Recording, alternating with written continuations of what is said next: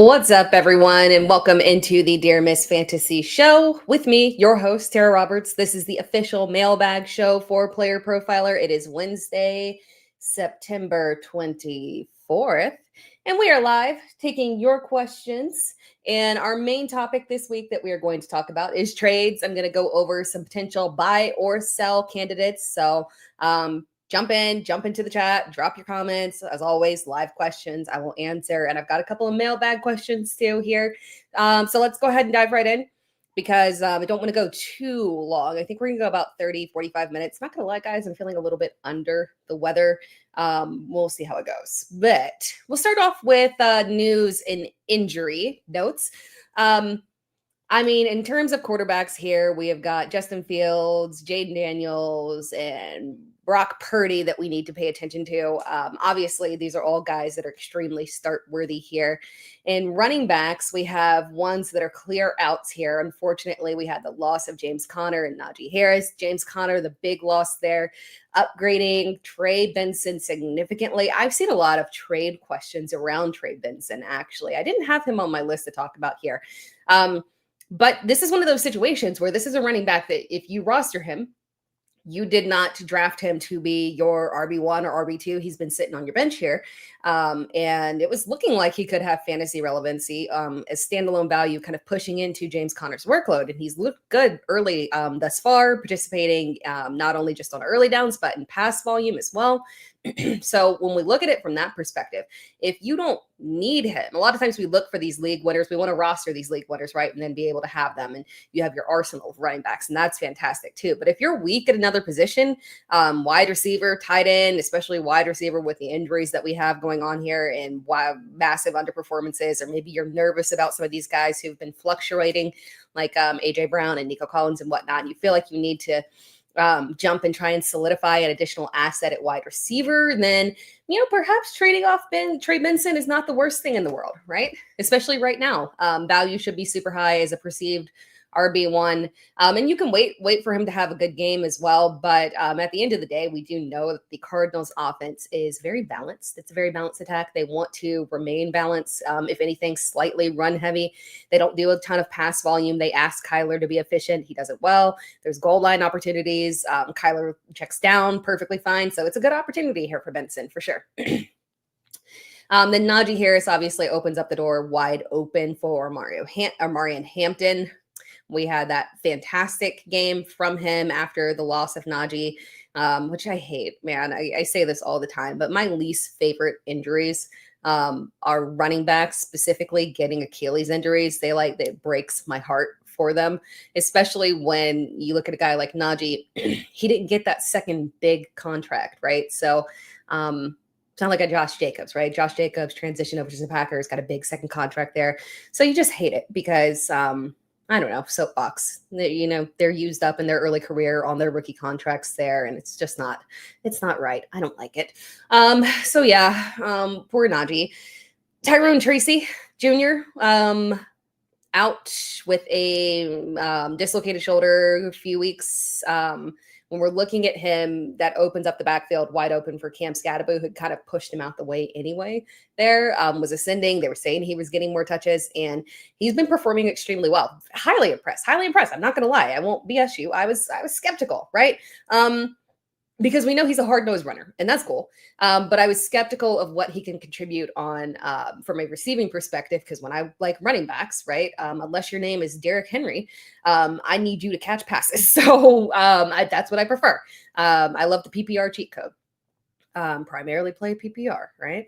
So when I'm looking at a running back like Cam Scadaboo coming into the season, I'm like, we're talking about a Giants team, right? And it's not just him, like the Giants team that's going to be playing from behind, tough schedule here. So is it going to be game scripts that mainly benefit him? Probably not. So from that perspective, I was, a little bit concerned for him, but the involvement that he has had thus far as a receiver, he's been fantastic, and he's looked good too. He catches that ball, and then he is running with the madness that he has, right? Reckless abandon, yards after the catch, incredible. So I'm feeling super good about him. Being able to take advantage, moved him up significantly in rankings this week, being able to take advantage of Tyrone Tracy out. Zach Charbonnet is questionable. That is critical because when Kenneth Walker gets all the snaps, we get a good situation. We didn't even get all of the Kenneth Walker snaps last week because Seattle jumped up so quickly, just beating down poor New Orleans. That was embarrassing. I felt the pain for them, unfortunately. And that meant that we got good volume from Kenneth Walker, but we didn't get probably the upside of the massive volume that we were thinking that we were going to get there. Wide receiver injuries. We've got obviously CeeDee Lamb. That one kills me. Personally, right there. I had CeeDee Lamb. I got CeeDee Lamb in one dynasty league. I lost by like 6 points. I am certain that CD could have gotten me that, so that was painful. And I was 2-0 in that league and was having like a surprisingly good season. Like I apparently rebuilt that sucker very good. And for that to happen and CD to go down, that broke me. That broke me. The other league, I only lost 2 games this week, and those were both of my CD leagues. So one was in my family league. It just, the injuries have been just killing me. I had a lot of Kittle. It's just like been a kind of year, right? Still good though. Still record's good. It's just frustrating, right? Mike Evans injury. But with CeeDee Lamb, obviously we're getting hyper targeting towards George Pickens. We moved him up in rankings. Low end flex options, Kavonte Turpin, Jalen Tolbert. I lean towards Jalen Tolbert a little bit just because he's been getting the more snaps. Turpin is definitely more electric. Dare I say more talented. But the one that I think will get the higher volume, probably Tolbert, if you're looking to go the safe floor route there. Mike Evans, obviously, Chris Godwin practiced in full. Interesting. So, because they were saying he won't be back until October. So apparently they are pushing up the timeline slightly. Hey, it's close enough to October. We were thinking first game in October, but if they're going to push it to Sunday will be. What will Sunday be? I don't have my calendar. Sunday is going to be the 30. Why am I even looking at this? Sunday will be you know what? I can't see what the calendar is. But anyway, looking like we're going to be trending towards getting Chris Godwin back this week, which is good. But I still think, Emeka Egbuka is obviously the favorite there. I would assume we get some kind of slow ramp up of Chris Godwin. It'll be interesting to see. I don't know how much we can trust him right off the gate. I would think that Tampa will give some kind of details in terms of snap count. That seems like a situation where they would preemptively let us know, like, hey, he's going to be on a little bit of a pitch count here, probably playing X amount of snaps. So look out for that news, more than likely. Terry McLaurin dealing with an injury, not a ton of, could miss this week. We don't know if it's long-term, safety specialist. Xavier Worthy, obviously not officially back, but seems like this is going to be the week for him. So that's awesome. We need that. Patrick Mahomes needs that. And then tight ends, not major stuff. Just, some little streaming options there. Jatavian Sanders was the one that frustrated me because that was a nice little streaming option, I thought, moving forward there after the big game for him. But that's all right. We'll work within it. Let me go to the chat here with you guys. What's up, Amazon Pancakes? What's up, 2025 waiver wire picks?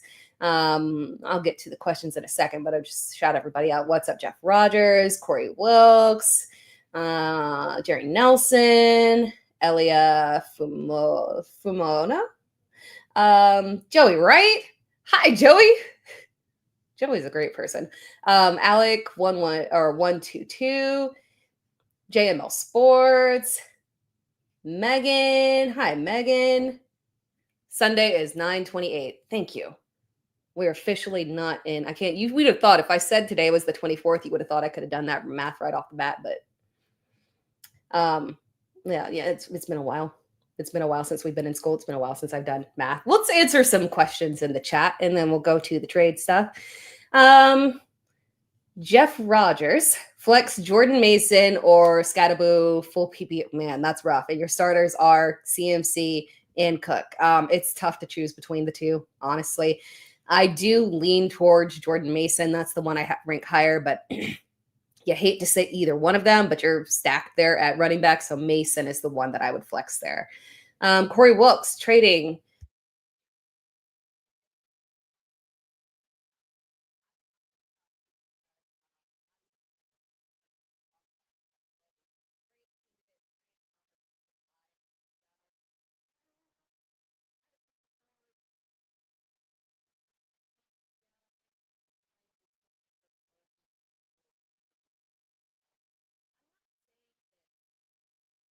I'm not sorry about that. I think I just muted myself. Oh, I don't know how long I actually muted myself for.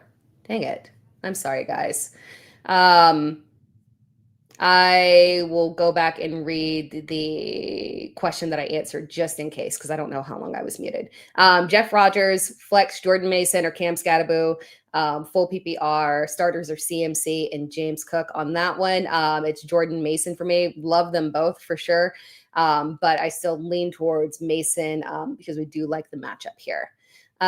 Corey Wilkes said, I'm trading Brian Thomas Jr. for peace of mind. Don't try to stop me, Tara. And I said, I will not try and stop you on that one. And we can go ahead and talk about it because he is definitely a sell candidate for me.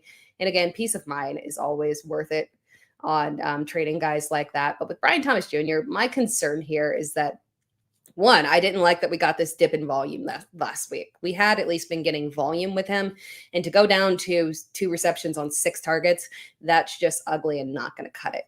But the other problem here is that we've got 2, well, kind of maybe 3 combination of issues.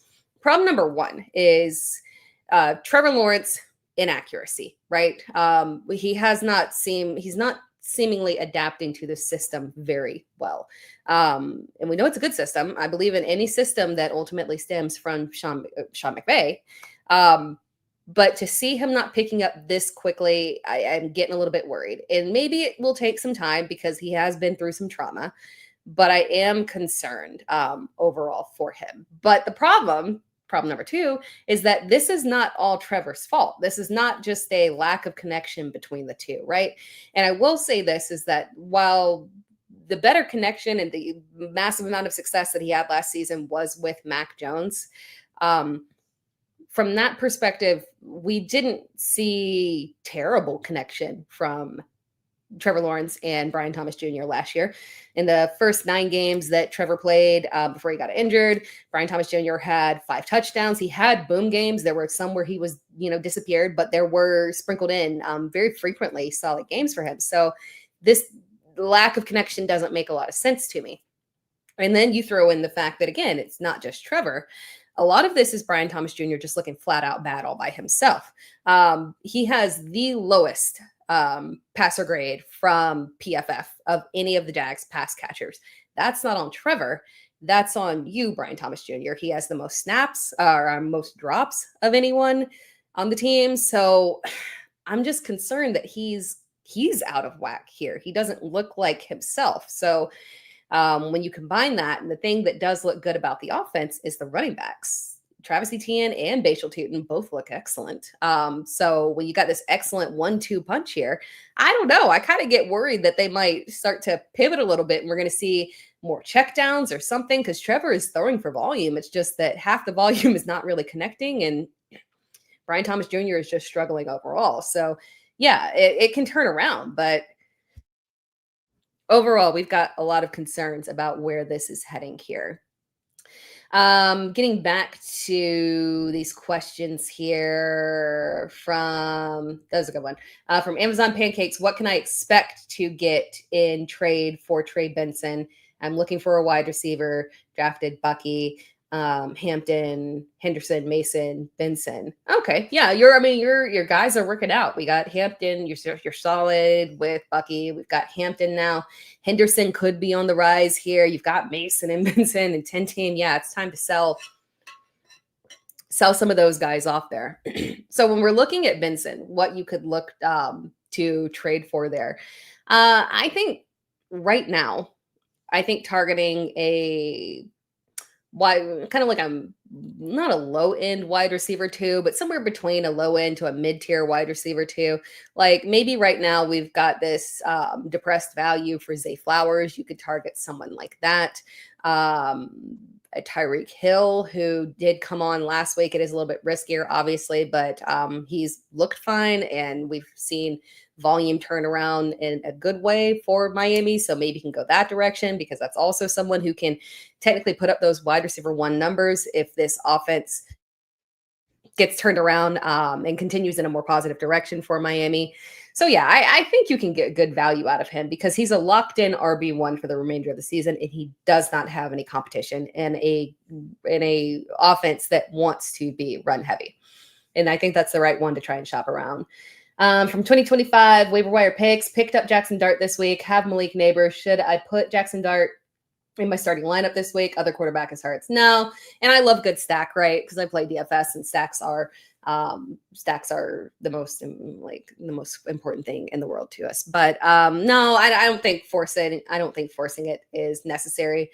Especially because we did see, particularly with Jalen Hurts, more promise on the ground in terms of potential volume, clear design runs. I don't know if they're going to continue that pass volume, but at the very least, I am encouraged by the increase of opportunities on the ground for him. So not a major issue there. I would still roll with Jalen Hurts. He's still a solid QB1, and I wouldn't risk it there with Jackson Dart because he can still provide the volume to Malik Neighbors without cracking the top 12 in terms of fantasy points, right? Maybe he throws one touchdown and gives Malik Neighbors 120 yards, but also throws 2 interceptions. So the math won't check out. I would just much rather not go with the stack there. Oh, you got shot down for JSN. Yeah, I don't think anyone will do it for JSN. You got to step down a tier. Now, JSN, I think, is the thing about JSN and what I have been so insanely impressed by him is I don't think we're at his ceiling yet.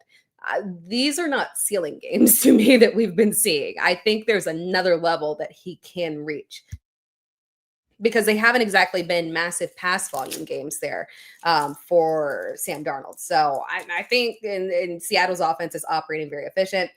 They've been in these blowout situations as well. So I kind of worry that, not worry, I kind of kind of excited about the potential next level that we can get for JSN. So yeah, I would jump a tier down on that one.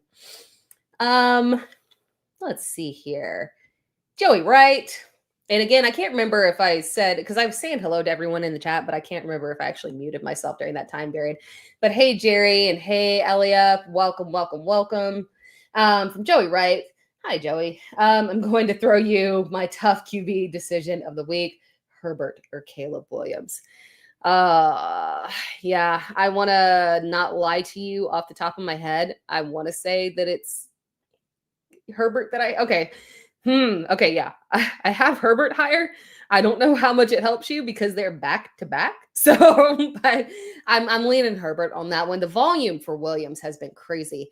But what I saw out of the LA Chargers receivers last week in that matchup with Denver, I think they're just so insanely stacked. Caleb I love him to death. He's a top 10 quarterback easily for me this week. And coming off of that performance against Dallas, although Dallas's defense is just straight trash. And Vegas has not been highly impressive either. So I don't know. As I sit here and talk it out, I'm kind of thinking like, man, should we go with Caleb over Justin Herbert? But at the end of the day, I probably lean towards the safety of Justin Herbert, just giving that edge slightly. But I do feel like it low key could be another really solid, like, QB1 overall week from him. But Giants defense is easily attacked as well. So this will be a fun one for both of those guys. From Alex, should I try to do ooh, that's a lot of people. Should I try to do Lad, BTJ, Tyrone Tracy for Drake London and J.K. Dobbins? Yeah, I'm okay with that. J.K. Dobbins is the RB1. I don't think it's going to change. The only thing that will change that is him going down with an injury. Now, granted, the likelihood of that, it is a wee bit higher than everyone else. But at the end of the day, we can't solely operate on the possibility that J.K. Dobbins could get a season-ending injury when he is, in fact, like just putting up those strong fantasy numbers. And I like Drake London as a trade target. When I am looking at Drake London and that offense, he is a buy for me, right? Because I'm giving Michael Penix, who does look quite lost. He looks quite lost out there. But I am giving him a little bit of reprieve here in these past 2 games because he started off fine, right? In the matchup that was good, he started off fine, nearly 100 yards. Accuracy was like, right? But it was really good volume there. He showed potential, right? In his first official start season. And then London had an okay game, right? He got massive volume, 15 targets. And then we go to week 2 and we get a terrible performance, right? But I say, okay, wait, it's against a Minnesota defense. I say this time and time again. I'm putting out a high risk start sit video tomorrow. And spoiler alert, I say the Minnesota defense like 50,000 times in that video because it's a menace, and Brian Flores is killing it right now. And so when I look at young quarterbacks that don't have a ton of experience, like a Jake Browning, right? Not to excuse the performance, but we probably should not expected him to go out there and thrive against Minnesota's defense. So when I look at these young quarterbacks or lesser experienced quarterbacks attacking a Minnesota defense, it's not shocking that they struggle significantly because it's not an easy defense to figure out if you're young and inexperienced. Then we go to week 3. And at this point, I feel very comfortable. And I should have really stuck to those guns after week 2. But I kind of like, I don't know, sometimes when it comes to my Carolina takes, I kind of like, I don't go as hard on them as I would like to. But Carolina's secondary is one of the best secondaries in the league. And if you're looking just across the league as a whole, we got to stop saying Carolina is a defense that you should attack, because it's not a defense that you should attack for quarterbacks or wide receivers. They are elite. JC Horn is not mentioned up there where he should be mentioned. And at this point, they've been clamping down talent after talent. We just have to assume that, unfortunately, that's just a no-go in terms of matchups for your receivers and for quarterbacks as well, unless they have some kind of upside on the ground. So I excuse the poor performances by Drake London and Michael Penix to an extent early this season, right? Because they haven't been extremely matchup friendly. So London is a good buy low for me. That's a lot of words for I do like that trade for you. Ladd is interesting, right? Because while Ladd's not on my whether or not we buy or sell him right now, you can buy him theoretically. But the problem is that I think there's just way too much talent for Justin Herbert to pick and choose from in that receiving core, quite frankly. And when you look at them, and and if this production that's come on by Oronde Gadsden sticks, and I sure hope it does, let me tell you guys, I drafted Oronde Gadsden in 2 or 3 different leagues, 3 different leagues, right? 2 tight end premium leagues, and 1 that is not tight end premium, but double tight end league. And I was just like, yeah, this is my sharp pick right here. This is my sharp pick. I got it. And I abandoned him so quick after week 2, the second inactive. I held on 1 week, and then week 2, I abandoned him because beautiful things popped up on the waivers. I picked him up real quick, only to have to turn around now and spend my fab to reacquire him. It's quite embarrassing. It happens to all of us. But yes, yeah. It's funny how that stuff works out there. But if his production is real, and he's so talented, that's why I loved him as a sleeper at rookie tight end, because he's better than Will Dissly. He's better than Tyler Conklin. It makes sense that he should ascend in that offense.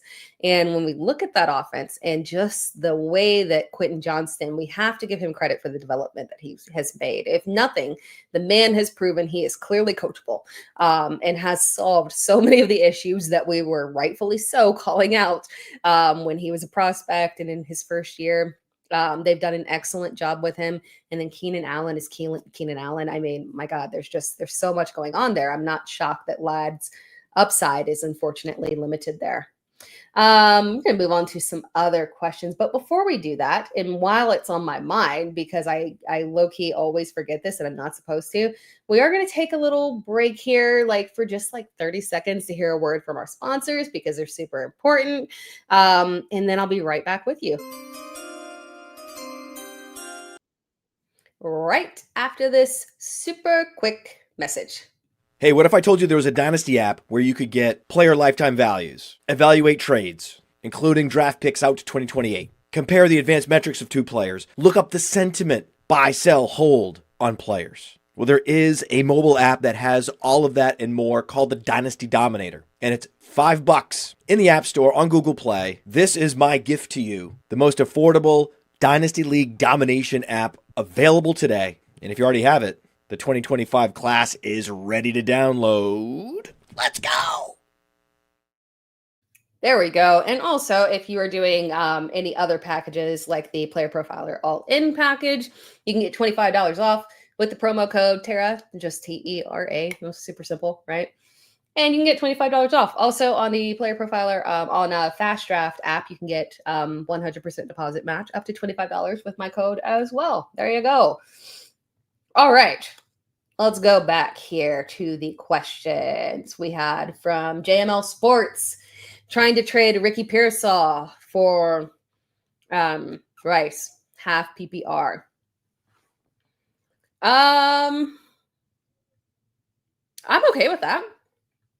I honestly think it's fairly even, maybe a little bit more safe because again, well, like, and I'm a Ricky Pearsall truther, to a degree, this season in particular. But I do like him, but I won't deny that we haven't seen him have high volume when Jawan Jennings is in. And we do know that Brandon Ayuk is coming back. And I am highly skeptical of Brandon Ayuk. I like just have grown to be highly skeptical of volume and the fact that he thrives off of those touchdowns and 20 yards. That said, I don't mind this trade at all, even though I love Pearsall, because with Rice and the potential volume that he can have and the fact that I do think that Travis Kelce, unfortunately, is close to being set out to pasture on this one, that it's just going to be him and Xavier Worthy that are primarily running the show there, and volume should favor him. So I'm okay with that trade. From Elia, lost CeeDee Lamb, but I like my squad. Sent out offer 1 Pearsall for BTJ straight up, 2 Pollard and Judy for Kirk. Pollard, Judy, and Kirk for ETN and Jacoby Myers. I like that second one. I like that second one a lot. And I don't mind that first one, right? Because while I love Ricky Pearsall, you losing CeeDee Lamb, you want to take that risk of what if BTJ bounces back this week to where he was last season, and that would be a fantastic holdover for you. So I don't mind either one of those trades. Yeah, I'm good with those. Although my preference for you would be the first one. Just because with Jacoby Myers, the only thing that I am skeptical of is that he's on pace to repeat in terms of like targets that he had for last season. Because I was looking at him and his targets thus far in the season and Brock Bowers' targets thus far in the season, and Brock's are down. He's pacing significantly lower. I think we might see an increase in volume trying to get Brock Bowers a little bit more involved over the next few weeks. And I wonder if that production on the outside sticks with Trey Tucker, if Jacoby Myers might suffer irregularity a little bit. So I prefer the first one on that one. From Jeff Rogers, Tyreek or Pearsall. It is Tyreek for me. From Megan, 1-2 and need help. Okay, well, we can work with that. Not a big deal. Have Caleb Williams, Dax, CeeDee, London, Tet, Rice, Aymanor, Pearsall, Brock, Tyler Warren, Mason, Hampton, Sharps, Pollard. And your third on the waiver wire list with Benson available. They run tomorrow in your league. I have one that runs tomorrow. That always helps me like a little bit there. Just one day. If I don't get him for Sharps, which running back do I target? If I don't get him for Sharps, which running back do I target? You're dropping Sharps. Got it. And who do I offer? Jacobs or Genty, and then offer Bowers or something else. Yeah, I think offering one of those tight ends, and maybe Bowers is the way, because I do feel very and this is why I always dislike targeting tight ends in the first round, because we watched in real time getting burned on Sam Laporta off of his tight end one year. And it's just like tight ends are just the fluctuation in terms of fantasy points and the separator between them and finishing as tight end 1 and tight end 8. And yet you're drafting them as a second round pick. Like, it's just a lot, right? So I think you're okay sticking with Tyler Warren, and the difference between the two of them rest of season, not so much. So yeah, I think trading Brock makes the most sense. And Jacobs would be my target. I worry about Genty. He's not a sell for me. We can still wait it out. I worry about Genty because the problem I don't think is him. The problem is kind of twofold. One, the offensive line is an issue. And oh man, I was actually going to make a video on this. I just remembered I clipped something that Pete Carroll said, and I was going to make a video about that. Maybe I'll do it after. He basically said our offensive line is what it is. When I hear that from a coach, I'm like, oh, uh-oh. They know it's a problem, and they're saying they have nothing available to try and solve it. So I worry that the offensive line is going to remain an issue for the majority of the season. And it, unfortunately, it's just going to make things difficult for Genty, what we are seeing with Chase Brown. The second issue there is we're not getting the pass volume that we thought we were going to get. And it's weird. And I'm not sure I understand it. Right. But we're giving pass volume to backup running backs there as change of pace. And I guess they don't want to overload Genty, but considering that Genty would be the most talented pass catcher running back in that running back room, I question the logic there and why we are not trying to at least get him touches through the air so that he can be used in the open field. It's a peculiar one there for me. So he is not one of my preferred trade targets, even though he's a good buy low now. From Tommy Gunn, have Chase Brown on my bench. Do you think the Bengals will get Russ or Kirk Cousins? No, unfortunately, I don't. I think they're going to work it out with Jake Browning. The other issue is that nobody can theoretically trade for Kirk Cousins, and I don't think Atlanta is making it extremely cost apprehensive for anyone to do it. They're not going to help out with contract. They're going to want a significant pick, and no team is going to do that. They just won't. It doesn't make a lot of sense, and I think Atlanta does ultimately want to keep him on roster because it's not as if he's a cancer to the team. He's not a problem there.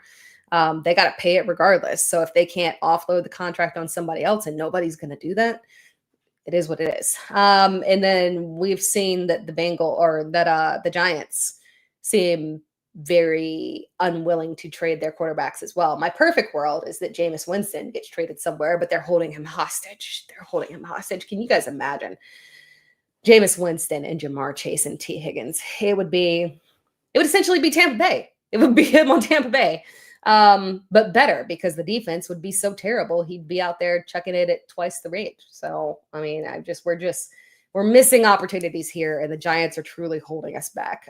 Just capping the league from what we deserve as fans and as fantasy. Not even just in fantasy, as fans, we deserve to see Jameis chucking it to elite wide receivers on a regular basis. I just don't get it. Brian Lafort, hello. Offer, Scattaboo, or Judkins, half PPR, same team offering Tyreek and Swift for Genty. Again, I'm skeptical on that one. And between Scattaboo and Judkins, I'm highly impressed with both of them, but I think I'm more highly impressed with Judkins. Especially because, and I'm kind of, I guess we'll know more this week, but it was very interesting to see how successful he was against the Packers defense, who in week 1 looked like they had really turned that run defense around and had shut down Jahmyr Gibbs and David Montgomery. So I'm real curious. I want a couple of more games here before I try and decide, is Judkins really him like that? Or was the Packers defense a mirage in week 1? I'm more inclined to believe that Judkins might actually just be him. And the Cleveland defense is good enough to where they can keep it relatively competitive, so where they don't have to abandon the run game. And also they were involving him. Now, granted, they still had majority of the pass work went to forward, pour one out for Dylan Sampson. But they weren't apprehensive to involving Judkins in the pass game. So I kind of like that direction. I like Judkins. Interesting. And yeah, I still prefer the same Tyreek in this with, well, I say I prefer the Tyreek and the Swift side, but I do have problems with Swift. So I might actually prefer that Genty side. It's the Tyreek side. That's the Tyreek portion of that's throwing me off. I like Swift as a sell just because I'm very skeptical of the long-term hold he has on that job. but I do like Tyreek to potentially bounce back here. Yeah. Let's see here. Back to questions. Jerry Nelson got offered lots of Genty. Got offered Genty. Oh, no, lots of people trying to sell Genty, by the way. So just keep that in mind. Offered Genty and Dak for my ETN and Love. Should I accept? No. I've got a wee bit of a problem with Dak here. Again, I just don't know overall. I'm highly concerned with the inconsistency there. And granted, it definitely didn't help that CeeDee Lamb went out, but we should have seen a better performance out of him. And the fact that we can get such low volume from, or not low volume, the volume was fine. It was like 250 yards, such low fantasy points and underwhelming production. Love the problem here is that, again, the pass game obviously needs Jaden Reed. But I think we shouldn't read too much into this past week with Cleveland because their defense has been clicking extremely well. I'm not a super big fan of that trade. From Jeff Rogers, Kelsey or Hunter Henry. I have Mahomes at quarterback if that makes a difference. For this week specifically, I do have Hunter Henry higher, and it's the matchup that I talked about, that Carolina defense that clamps down on wide receivers that can benefit tight ends a little bit more. So if we continue to see, and we should continue to see, this lower pass volume to the wide receivers in this matchup, Drake May has been low key. It's been up and down, right? But he's pushing volume. And he's been very efficient with that volume. He's making mistakes, but in terms of like just overall being on target, aside from the interceptions, he's been okay, right? And the hyper targeting to Hunter Henry is good. So I have Hunter Henry higher. Just be aware that his floor is technically lower than Travis Kelce. It's a ceiling high risk play, right? Because we know that he can get that overall tight end one this week because this is a good matchup for him to continue to roll. But we also know that the New England offense is a little bit volatile there. And when we're looking at the New England offense, the problem is that from week to week, Hunter Henry can disappear for no reason. And it's not him. It's that irritating offense in New England, right? From Los Polos Bros, what do you guys think? Marvin Harrison Jr. plus CB for JT. And I'm trying to trade away Marvin Harrison Jr. My running back room is Bijan, Chase, Bill, and Swift. Yeah, I'm okay with that. I say CB, Chase Brown. Yeah, I like that a lot. If you can do that, 100% shoot for that. If you can convince that person to do that, yes.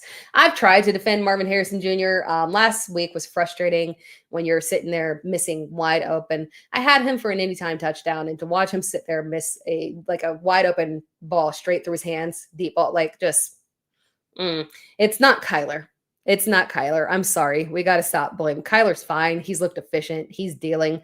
It's drops and just inconsistencies from the receiving core. I'm sorry. I don't blame Kyler one bit for what's going on there. I think he's been fine. Amazon Pancakes. Would you flex Benson or Mason this week? Concerned about Benson's game against Seattle, even though it's going home for his first game back since as a standalone back. I lean toward, you know what, actually, let me not lie to you. I lean towards Jordan Mason. I have him, how many spots higher? Let me see. Am I lower than consensus on Mason? Okay. I'm like, no. I'm like slightly 2 spots lower on consensus for Trey Benson. That's why the gap is larger than I thought it was.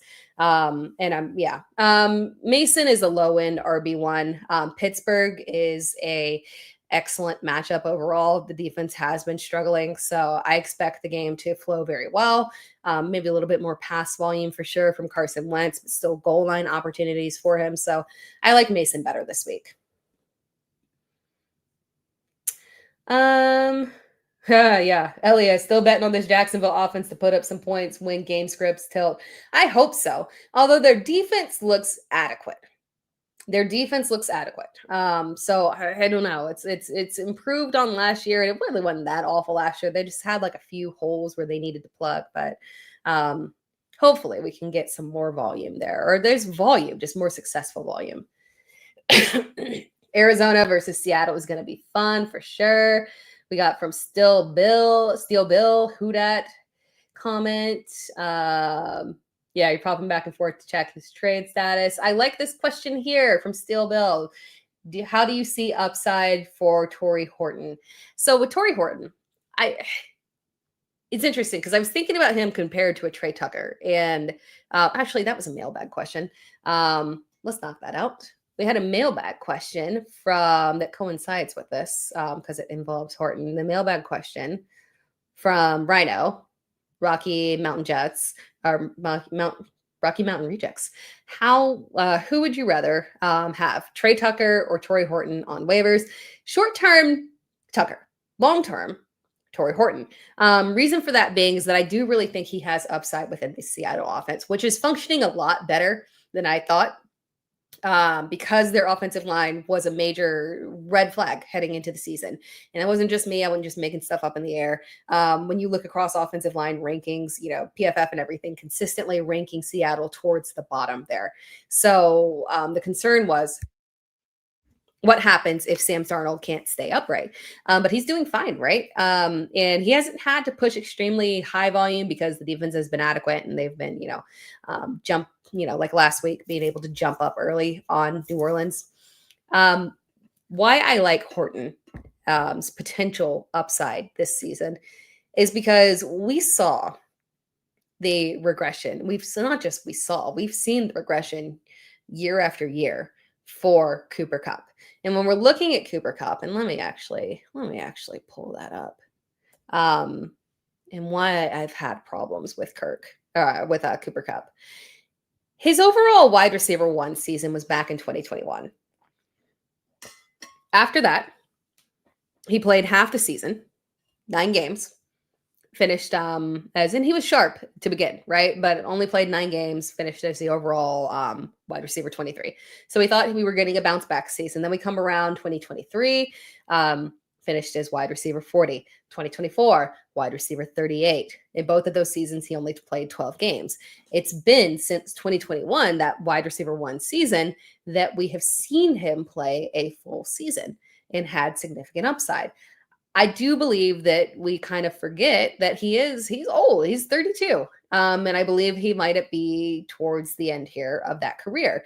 And for him to get passed up by mid-season, maybe, by Torrey Horton makes a lot of sense. He's looked fantastic. His increasing usage is clear. So when we're looking at it from that perspective, I think that we could see him eventually just kind of push Cooper Kupp out of the way, or Cooper Kupp does what he's done over the past several years and gets an injury that makes him miss 4 to 5 games, right? So yeah, I think that Horton's upside is definitely worth a roster.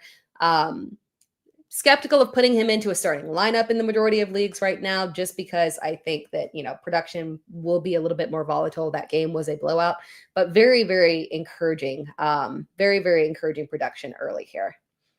From Greg Cabrera, pick one, flex, PPR, Marquise Brown, Tyquan Thornton, Luther Burden. So this is interesting because we're getting Xavier Worthy back this week. So that is going to, I think, directly, maybe immediately push Marquise Brown down. We did see a little bit more involvement from Juju Smith-Schuster. My lean there is, I think we have to lean towards Luther Burden. We've seen this increased usage of clear designed plays for him. They worked. I'm going to assume that Ben Johnson is going to continue on that progression. So he's not a strong start for me by any means necessary. But if you have to, at least you got a guy that his coach is specifically designing plays for him, trying to get him more involved.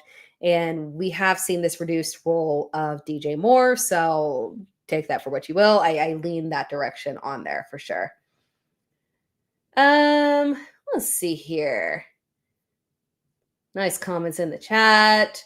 From Donovan, do you think Judkins and Ridley for Tet and Pittman is a good trade?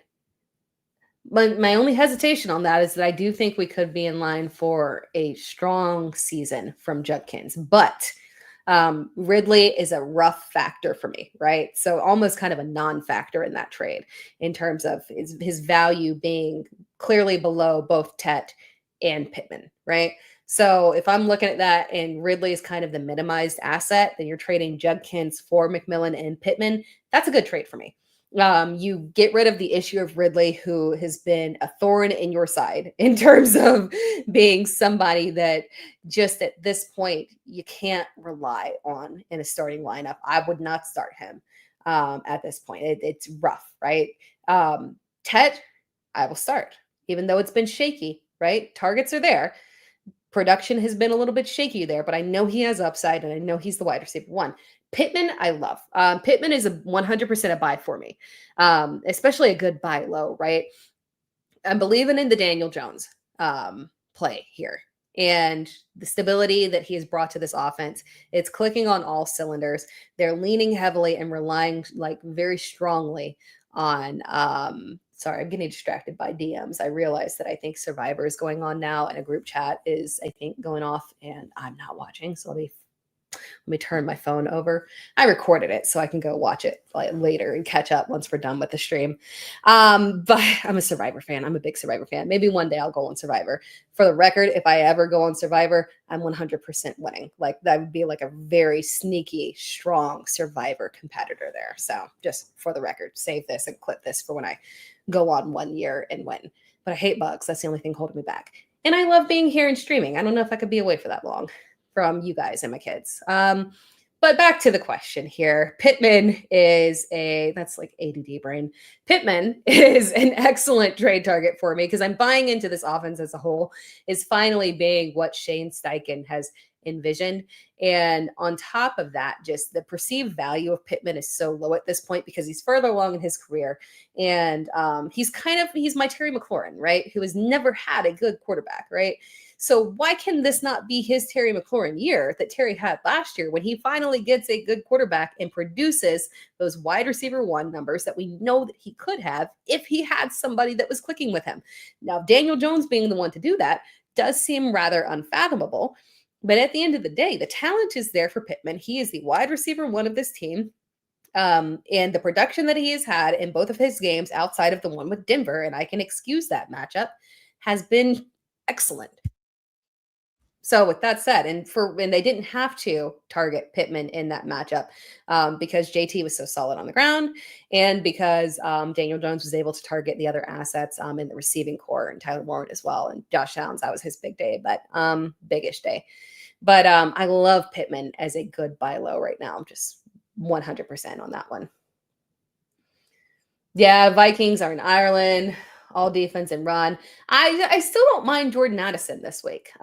He's a risky start for me, but I am okay, right? The concern there again, not concern there. The potential benefit there again is that Pittsburgh's defense has been just a hot mess, and I don't know if they're going to find themselves this week. It's been trending down for a second and been a bit of a problem.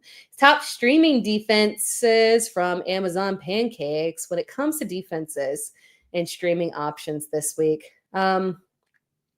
I do not mind going with the Tennessee Titans defense, right? That's one that's interesting for me. I don't know what the roster percentage is on Seattle, but that's another one for me. And then Washington is interesting as well. But I think the Titans could be one that is sneaky there because again, their defense has been fine and adequate, and that offensive line from Houston is it's struggling. Obviously coming off a not so awesome game last week, but they had a strong performance against Denver in week 1. So I think there's a little bit of potential there.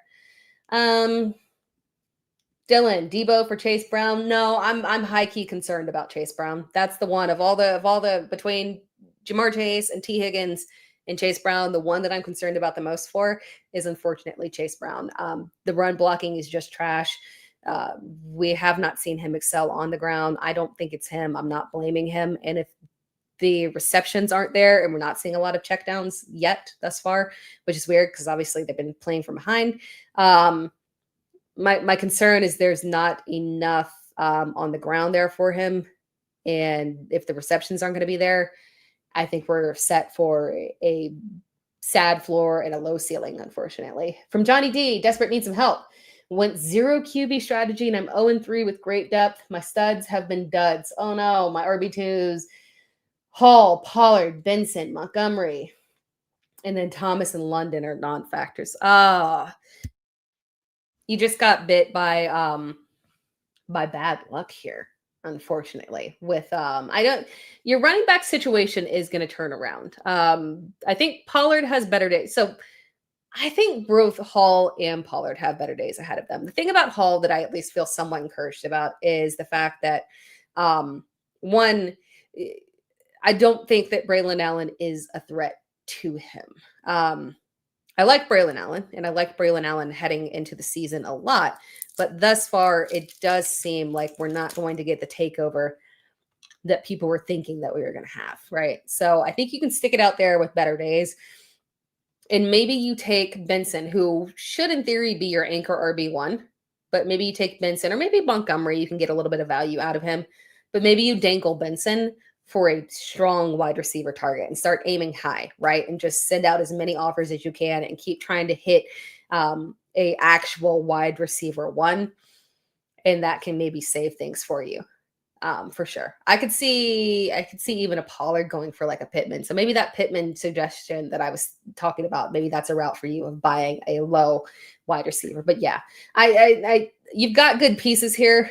You can turn it around and still make it into the playoffs here. It's not defunct. It's not defunct.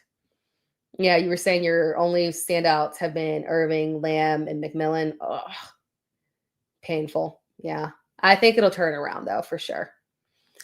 Ride Wave says Chargers D, 3 pick sixes. Let's see. Row on to you. Hold on to your studs if you can. For me, Torrey Horton has good value. Just imagine if JSN was up and Cup. Yeah, and Cup ain't it. Yep. And man, Torrey Horton is talented, man. He looks good out there. From Easy E, I grabbed Thornton, Tucker, and Golden. And everything. Everyone else, what do you think of them rest of season? Those are good ones to grab there. I do think that Tucker. I love Thornton overall. He was someone that I prioritized in the draft. I do think that maybe that connection between him and Geno is stronger than we anticipated, which is interesting because they didn't have connection before. But whatever the preference is there, Geno clearly prefers Tucker, right? Yeah. And then Golden there. I think Golden, I feel very positively about the direction we were heading with Golden. I think that this game against Cleveland was just a weird one, where Cleveland was just a difficult defensive matchup. I was encouraged with Golden because we did see Matt LaFleur trying to specifically hyper target early, trying to get Matthew Golden involved. And he went for, hey, to be fair, he was involved. There's that weird play where everyone is criticizing when he ran out of bounds. But I do say that I do think that things can head in a positive direction with Golden. Yeah, we don't like that. Those, it's good that we have the international games because we know there are lots of international fans. I know lots of international fantasy analysts, so there's good crowds over there. It's just tough for us having those early mornings. Thoughts on McLaurin from Henry Odom. Thoughts on McLaurin. Traded Pollard to get him. Did I make a mistake? No, I don't think you made a mistake. Injury situation obviously is a bummer here, but I'm not panicked about, I'm not super panicked about McLaurin because at the end of the day, we have seen him start slow and then turn things around rapidly. So talent wise, I think he's fine. My only concern there is that Debo's production seems real. Hopefully we get Jaden back this week because with Mariota, it's very clear they're not pushing past volume, unfortunately. Should I trade Olave and Kraft to get Bowers? I would stick it out with Kraft. Yeah, I would stick it out with Kraft. Well, again, I love Bowers, so this is not a negative towards him. And trading Olave is never a bad thing because he is what he is at this point. The volume's there. He's getting targets, so that's cool. There's just not touchdown opportunities, unfortunately. But Kraft has the realistic chance of being the first look in this offense rest of season, legitimately. So I Kraft and Bowers, honestly, there is not that much of a difference there between those two and me. From Koch, trade DeVonta and Jawan Jennings for Henderson and Genty. I'm okay with doing this. Because one, Jawan Jennings obviously has, extreme upside, right? And I do think that Javonte is the RB1 of that offense. I don't think that's going to change. But with Jawan and the 49ers receiving core getting crowded once Brandon Ayuk comes back, I did suspect that Jennings would be potentially the more volatile one affected by the return of Brandon Ayuk. We'll have to see on that. Henderson does scare me a little bit there. I'm not going to lie, but hopefully the Patriots can do the right thing on that one. I'm going to read a couple of mailbag questions here as well, and then we can finish up these questions and close things out. From Justin Sonia. Start Marvin Harrison Jr. or Cam Scattaboo in my flex spot. I have Scattaboo higher. We talked a lot about Marvin Harrison Jr. Scattaboo does play the LA Chargers. It's tough to judge the Chargers' run defense because they've played bad rushing teams, Kansas City and Las Vegas. So, holding them to low yardage is just kind of expected at this point. They gave up a decent day to J.K. Dobbins, but not anything massive here. So I'm not massively worried about Scattaboo. I think he can still have a good game here. Again, with Marvin Harrison Jr., he is rolling back. He's difficult to trust. Obviously, his ceiling is higher than Scattaboo's, but the floor is just so shaky that I do trust rolling with Scattaboo more. And then from Adam, Dark Empire 214 on Twitter, how much fab do I bid on Jackson Dart?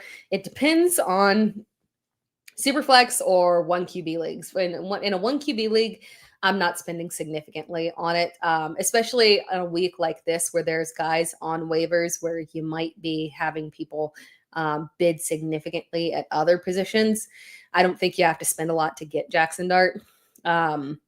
And then in a Superflex league, he is the presumed starter remainder of the season there. He does have rushing upside and he does have Malik Neighbors. So I'm willing to sell out there. Not going to lie.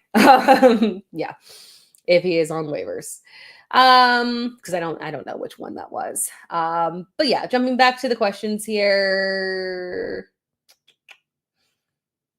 From Los Pollos Bros. Marvin Harrison Jr. and Chase Brown for JT. Yes, I did that one. Yes. Henry Odom, would you play Kraft or Hunter Henry this week? I'm still rolling with Kraft. I've raised Hunter Henry up significantly in rankings, but ultimately the floor is a lot safer for Kraft. Easy E. On my Superflex team, 3 wide receiver league, QB, Bonix. Running backs are Bijan Jacobs, wide receivers, Quentin, wide receivers, JSN, and then Tet, and then tight end, Juwan Johnson. Superflex quarterback is Sam Darnold. Bench is Trevor Lawrence, BTJ, Woody Marks, Stevenson, Dobbins, K. Myers in defense is Green Bay. I kind of, yeah, no, I'm fine with that. You hate to sit Dobbins, but I think that's the better route to go. I think we'll get a bounce back week from Jacobs this week. So, and yes, I do think that it's as wild as it sounds. We are in fact benching BTJ for a guy like Quinshon, or why do I keep saying Quinshon? He's on my mind for Quentin Johnson. That's why, because if you say Quentin Johnson, it kind of sounds like Quinshon. So yes, we're believing in QJ at this point. Let's wrap up these questions here because I gotta wrap up this podcast. What's up, fantasy junkie of the show? First time. Well, welcome. Thank you, Utah Yaz. Should I trade Benson for BTJ? It's risky, but I think that's the kind of move that you should make if you have Benson, right? If it doesn't work out, like at the end of the day, BTJ is still a wide receiver one. And if he can actually reach that ceiling he had last year, and you're talking about Benson, a guy that you drafted to be on your bench and for this upside opportunity he's stepping into, that's great. But you want to try and capitalize on that and upgrade at receiver. That's a good target there with an extremely high ceiling. So I like that trade. Keeping Benson is fine. I don't think you have to, but if you want to take a big swing, I think that is worth it. From Arnold Woodley Jr., if you had Nico Collins, what would be a good trade offer? What would be a good trade target to offer up for him? I mean, at this point, Nico's coming off of a massive game. We know he is a clear wide receiver one. I like Christian Kirk, but that's not going to make a true dent in his volume there. Yeah, the Texans offense is crazy because of the offensive line, but it's still Nico Collins. So if you're trading Nico Collins, you need to be getting an RB1, period. I would not trade down or sell low on him. I would keep him if they were offering any less than a solid RB1 for sure. Utah Yaz, I can only start two running backs and one flex. CMC, Achan, and Judkins already. Okay, yeah, that makes sense. From Grant Ortel. What's up? Need help on who to start at flex, PPR, Jalen Warren, Trey Benson, and then BTJ. It's Trey Benson. Yeah, we got to go with Trey Benson on this one. I trust, I would honestly, and Jalen Warren has been fine, right? In terms of his floor being excellent. So I would go with either of the running backs over BTJ, the risk there. And Benson is my preference there. And then Harrison Jr. and Metcalf, Tyreek Hill as your receivers, and you can only start two in that league. Got from Utah Jazz. No, Steven, no news of Justin Fields yet. Last time I checked, I was a little bit out of it late afternoon, but which is odd, right? That we haven't had any clear news either way. That is concerning. I worry this might be one of those 2-week concussions, unfortunately. From Kimney Gaming. Hurts, Bucky, Genty, Jamar, AJ Brown, Scott at flex, and then bench, Pollard and Olave. Who do I trade? Looking to not go 0-4. Because you've got that Jamar and AJ Brown.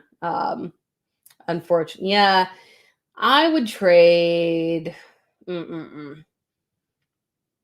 I would try and trade either one of the superstar receivers, Jamar or AJ Brown. My preference and who I think you'll get more bang for your buck is obviously going to be Jamar. I think I've seen pretty decent trades going around for Jamar. So shop around Jamar and try to upgrade there at running back, and then maybe get another secondary stable option at wide receiver. That's the route that I would go there. I would trade the biggest asset. Let's see here. Yeah, what's my projection on BTJ? Will he recover or downhill? I think he's going to recover, but if you're trying to trade it away, it's like he's right in that gray area for me, where I think he's a interesting buy low if you need a high risk, high upside play. If you're, 1-2, 0-3, something like that, you need to make a dramatic change and take a risk. I think that's a good target. But if you're somebody who he's just underperforming and you want to be done with it, a trade away is perfectly fine here. He can turn it around. He is the wide receiver one. It's different than a Terry McLaurin situation, because my fear with like a Terry McLaurin is that Debo is taking too much of the volume. We haven't seen Zach Ertz disappear here. So if there's too much being taken away from Terry, that's a problem. No one's taking away from BTJ. He's just not performing at the level that he should. And then Trevor is still clearly trying to be on a more consistent track here. So ultimately, I do think that there are better days for BTJ. But if you want to trade him, that's fine. From Patrick, should I trade Mason or Benson for one of DK, Ladd, or QJ? I don't know what to do at wide receiver 2 with CD out. So I would trade one of them. If you can trade DK, honestly, my preference is to keep Quentin Johnston. He's the most productive, but unfortunately, he's not going to get you the most bang for your buck in a trade. Trading DK or Ladd is, and honestly, it's probably going to be Ladd just because of the perception that, he was drafted higher in our fantasy drafts, right? And then I think that gives you a little bit of an edge over DK. But those are one of those two is the one that I would trade DK or Ladd, and I would keep QJ, honestly. And I think trading out of both of those guys is a fine route to go. They both got issues. Oh man, I'm super behind on these comments. Okay, let's try and quick answer, get these done, and then we can head out of here. Enrique Angela Romero. So I have a Deleva for week 5, no RBs. I was offered Pollard and Troy Franklin for Waddle and Harvey. Should I accept that? I have Benson. You have Benson. No, I don't like that. You were offered Pollard and Troy Franklin. I don't trust Troy Franklin. Seeing him step up, early has been good, but I do think that's a significant downgrade, unfortunately. So no, I'm not a big fan. It's not if you need to take it because you need a running back that is actually a starter. I don't hate that actually. So actually, I'm not mad at it. You can do it. It's just not my preference there. I would try and aim a little bit higher for just the value that you have for Harvey rest of season with the risk of J.K. Dobbins going down.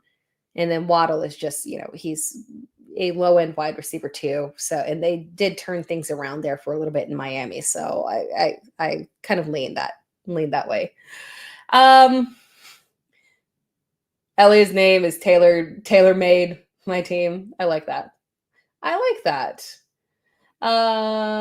Enrique, I'd be able to put my other RBs on bye in week 5, Bijan and Warren. Yeah, I still would hate to downgrade significantly just because of the bye week. From William Davis, hi Tara, should I give Chase Brown, Pacheco, Genty, Marvin Harrison or Murray and Harrison another chance, or should I move on? I dropped Krosky Merritt. Yep, carrying too much dead weight. I would try and trade out of Chase Brown and Isaiah Pacheco. The others you can give a continued chance there, but those are the two that I have the most concern about.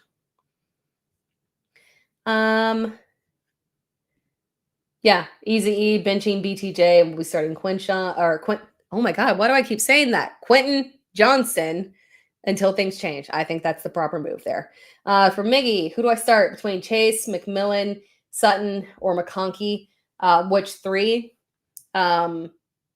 Chase, Sutton, and then my lean is towards, actually, let me see. I think my lean is towards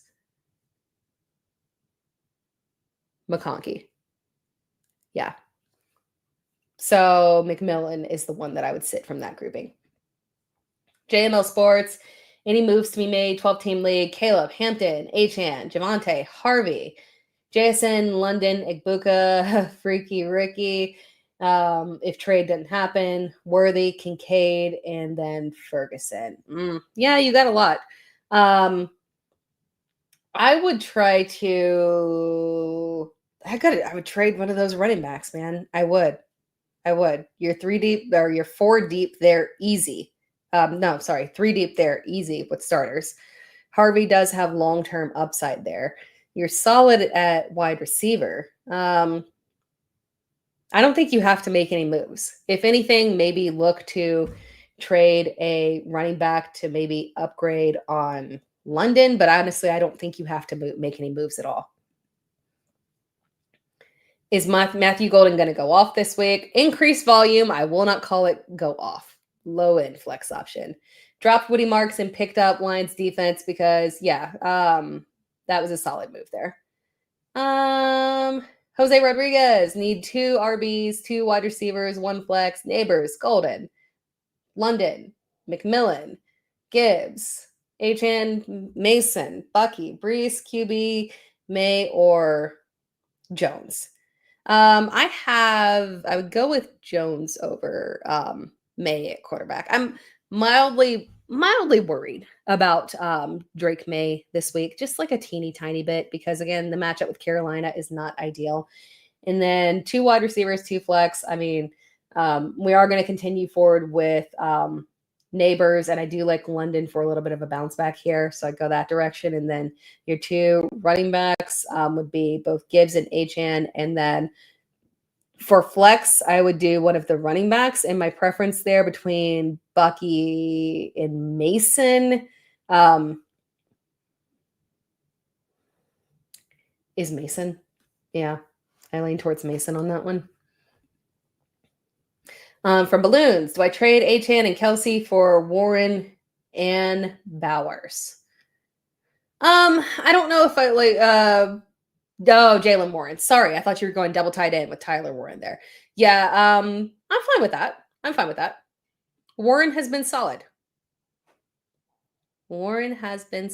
Let's see. Did I miss any other questions? I would never go on Naked and Afraid because I hate like the only thing holding me back from like Survivor all these years has just been I know that I hate being outside, but I want to play the game so bad. So going on Naked and Afraid, just being outside, nah, I can't do that. From Amazon Pancakes, Pittsburgh, Rams, Colts, Eagles. Looking for a streaming option, best option between those. So Pittsburgh, Rams, Colts, Cardinals, Eagles. The one that I have highest is the one that I have highest is Eagles. Yeah, I would still go that direction with the Eagles. Yeah. I thought there for a second about Pittsburgh. Again, their defense has been bad, but when you go over to the London games, do we trust Carson Wentz that much? It does put a little question in there, but I would still stick it out with the Eagles on that one. Enrique, would you trade Pollard? Would a trade offer of Pollard and Troy F be good if? Oh, I did that one.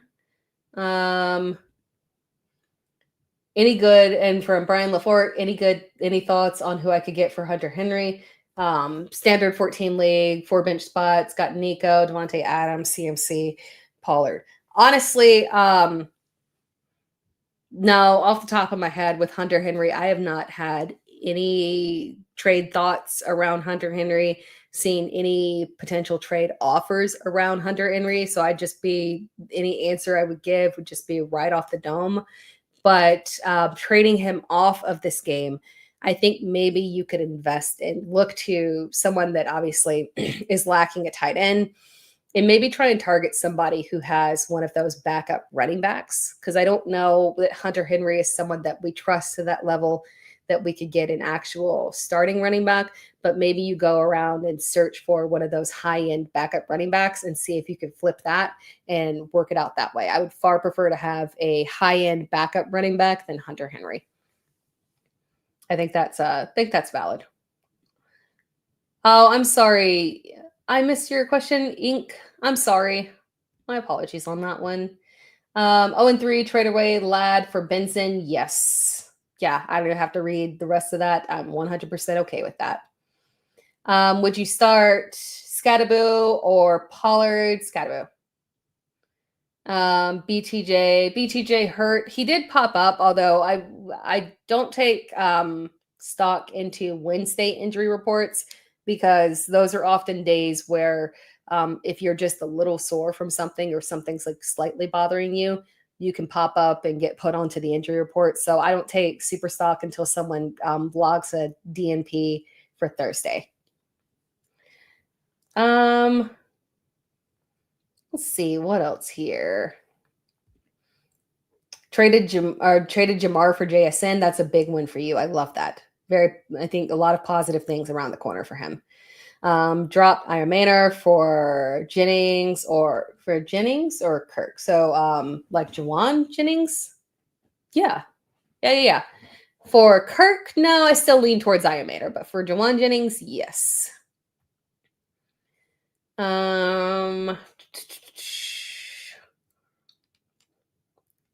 Any other questions that I missed here? Who would you start? Love or sorry, who would you start? Pittman or Iron Manor? Pittman for sure. Iron Manor's been great in terms of the touchdown opportunities, but volume hasn't been solid. I trust Pittman a lot more for sure. Thank you, Amazon, for saying, asking everyone to give thumbs up to the live. Appreciate that. What do we do with Travis Hunter? If you have the bench spot to hold him, yeah, because I mean, ultimately he is Travis Hunter, but man, I don't feel comfortable starting him in any way, shape, or form. He's on the bench. He's not starting for me, and I don't have him. Well, I only have him in an IDP league, so that doesn't count. But if I had him in a redraft league, I would not start him at this point. 12-team Superflex. Should Dylan Gabriel be rostered? Yes. Yeah. Think about the last time that we saw Joe Flacco for a full season. I can't remember it. I know it wasn't last year. I know it wasn't the year before. I don't believe it was the year before that. So the prospect of him being the starting quarterback for the entire season. So yes, 100%. For sure. Ronaldo, should I trade Egbuka for Genty or another running back? I would aim higher than Genty. Egbuka right now with Mike Evans with the hamstring. Yeah, we're saying it's a few weeks, but ultimately you don't know with Mike Evans. He did come back from that hamstring perfectly fine, but just the skepticism around older wide receivers, hamstrings and whatnot. We saw it with Cooper Kupp. Who's to say that it can't happen this year with Mike Evans? Trade value for Egbuka needs to be higher than Genty. I worry again about Genty having significant upside, unfortunately, just because of the offensive line being so bad there. But that wraps things up. I got kids to get to bed. And I also have some Survivor to catch up on, right? I appreciate you all tuning in. Thank you so much. The chat was lit. You guys asked amazing questions. Lots of good conversation here. So hopefully you all come back next week. I stream every Wednesday, 8 p.m. EST, no matter what, unless something goes crazy sideways. So make sure that you are following and subscribed to me, to the player profiler as well. And then for me, for my YouTube channel at It's Terra Time, ITSTRATIME.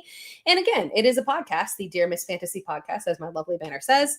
If you could subscribe to the podcast on all podcast platforms, that would be amazing. Thank you so much, guys. I will see you all again next week. Good luck with your lineups. I hope everybody wins and has a wonderful week. I will talk to you next week.